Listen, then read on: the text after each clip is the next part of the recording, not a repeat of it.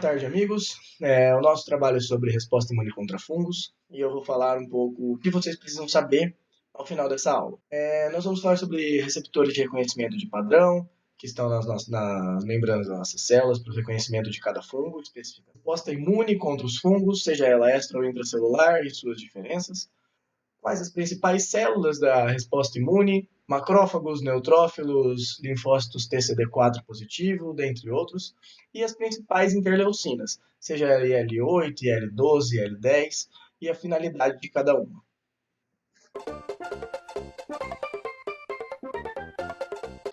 As micoses são causadas por fungos, e esses fungos eles podem ser verdadeiros ou oportunistas. Os oportunistas, eles aproveitam a diminuição da imunidade para entrar no organismo. E as micoses, elas podem ser intra ou extracelulares. A gente tem os dermatófilos, que são responsáveis por causar doenças na epiderme, e também, quando passa da epiderme, gera resposta imune, porque o tecido conjuntivo, ele fica abaixo da epiderme, e é nele que ficam as células de resposta imune inata.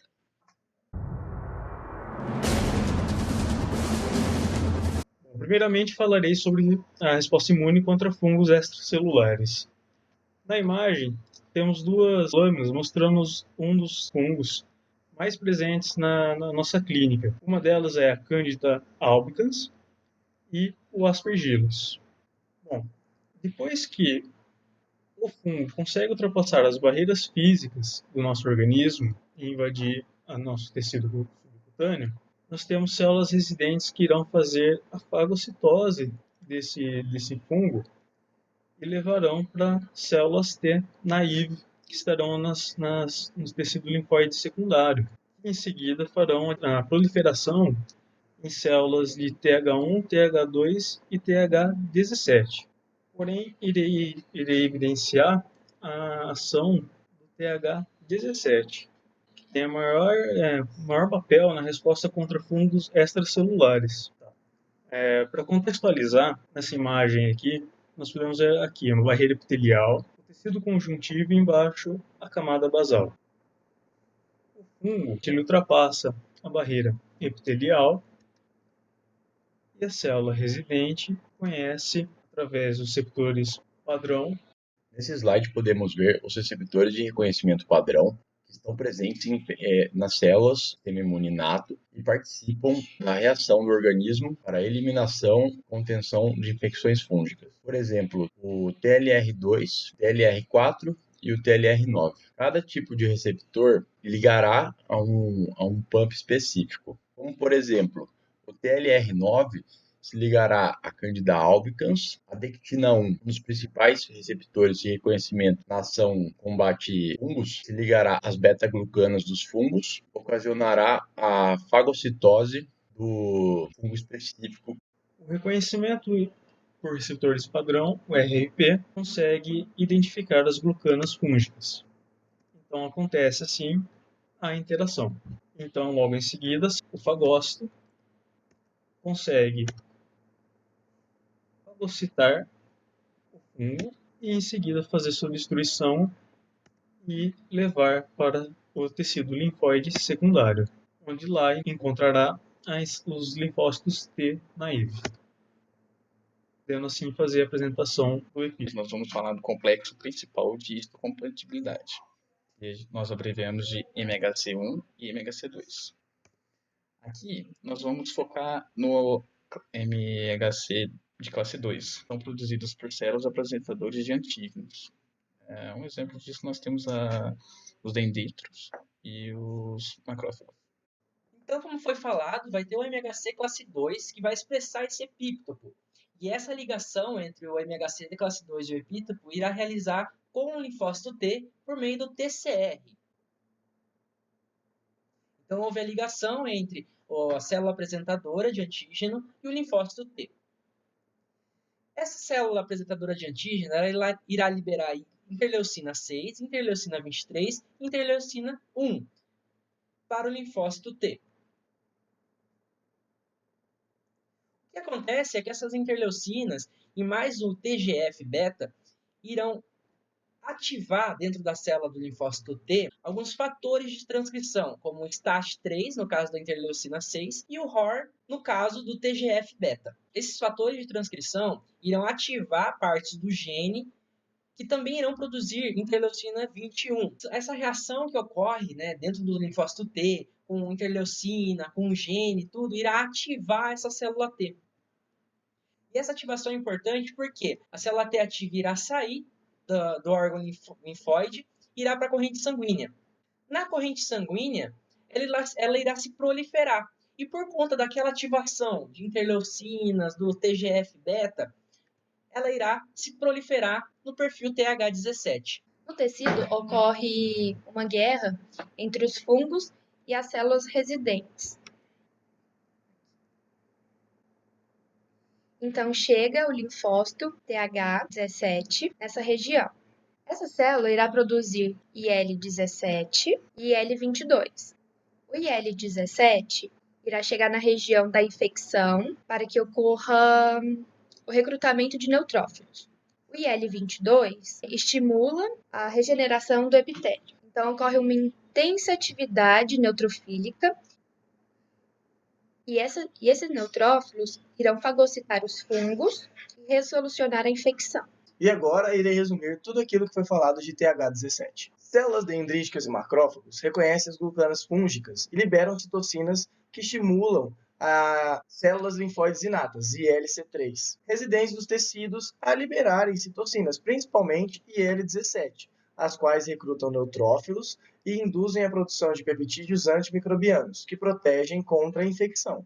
Além disso, as citocinas também podem recrutar diretamente os neutrófilos, através de quimiocinas, estimulando a atração dos neutrófilos. As células dendríticas, elas também estimulam a diferenciação de células TCD4, antígeno fúngico específicas, NAIR, em células T17, dos linfonodos drenantes, e as células TH17 migram de volta para o sítio de infecção. A síndrome de Jó também é chamada de síndrome do Hyper-IgE.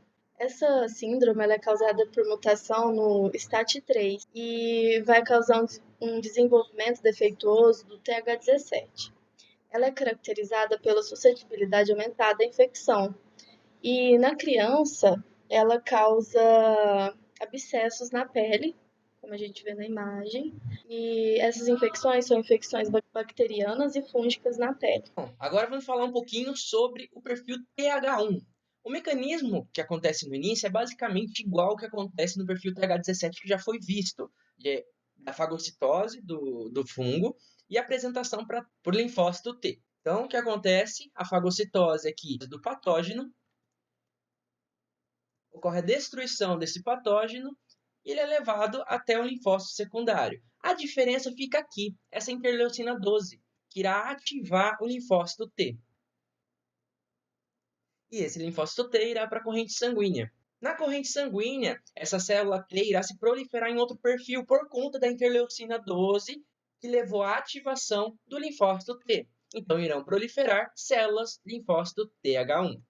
Esse TH1 ele irá chegar até o sítio de infecção, irá se conectar por meio de MHC classe 2 e um coestimulador CD40 do macrófago e CD40L do linfócito T. O MHC2 irá apresentar o epítopo conectado a um receptor TCR. Essa ligação irá levar à produção de TNF e interferon gama. E essas substâncias irão agir no macrófago, levando à ativação desse macrófago para a destruição dos fungos.